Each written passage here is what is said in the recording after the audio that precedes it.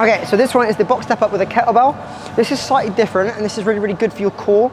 Now, it's easier to do with 2 kettlebells because the balance is, it will level you out. It's actually harder to do it with 1, but what you can do is you can hook it round so it sits up nice and high.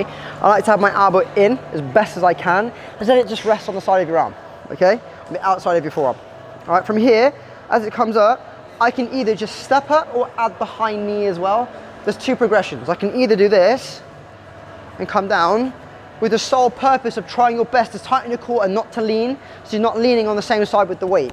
So you got to fight against it, chest tall, here. This is a big thing when you drive your knee now because obviously I'm being pulled to the left. So up, high knee and swap. So you've got to tighten your core and you've got to work it twice as hard. When you're doing this one, I would encourage you to go one side entirely, then swap.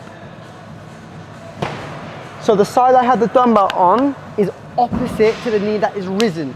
I don't want to go double right, I want to go opposites. So I can now stand, high knee, and then come back. Have a go with those.